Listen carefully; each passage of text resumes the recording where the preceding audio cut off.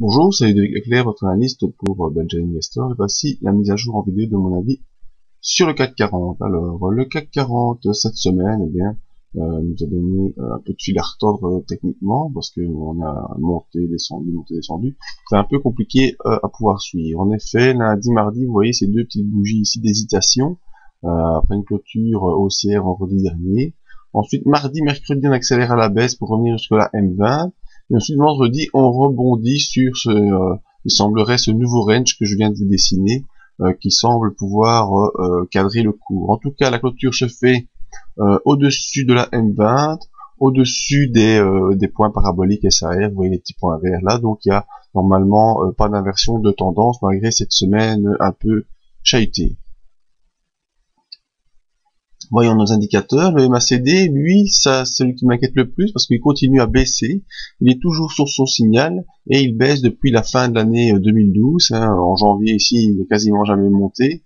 Il a fait qu'une brève incursion au-dessus de son signal le tout début de l'année et ensuite ici vers la fin du mois de janvier. Mais on ne fait que descendre sur les MACD. Ça, c'est pas bon techniquement. Ça montre une certaine divergence entre le cours qui tente de monter et le MACD qui s'affaiblit.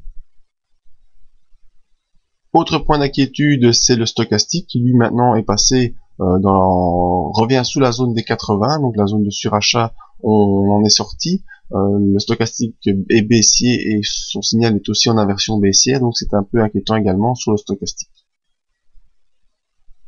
Autre élément important, c'est le RSI qui une nouvelle fois est sorti de sa zone d'accélération haussière. On voit qu'il y a une faiblesse qui s'installe sur le RSI également. Donc il n'y a pas clairement d'inversion baissière sur le RSI, mais plutôt des signes de faiblesse à prendre en compte. Le plus important reste pour moi les volumes, et heureusement les volumes eux sont haussiers. Vous voyez qu'on a une tendance haussière sur les volumes depuis la fin du mois de décembre, et que c'est toujours en augmentation, donc ça c'est quand même le signe principal, c'est la psychologie des opérateurs autour du CAC 40 qui est haussière, malgré toutes les divergences techniques d'impulsion. Nos trois indicateurs d'impulsion et de force d'impulsion nous montrent qu'il y a danger, que ceux-ci s'affaiblissent.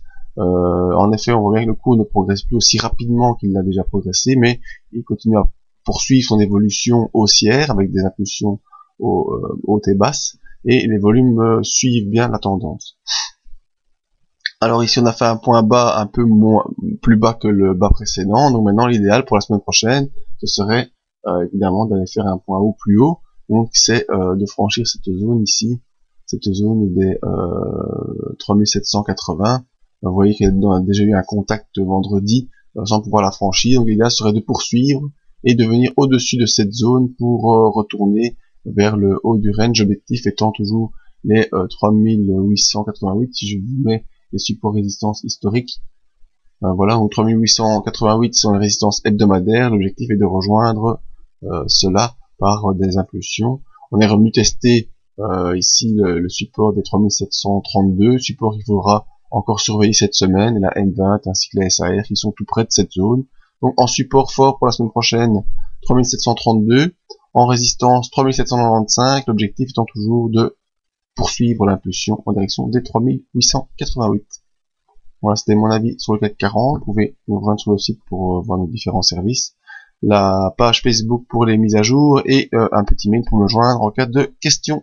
Merci à tous, à bientôt.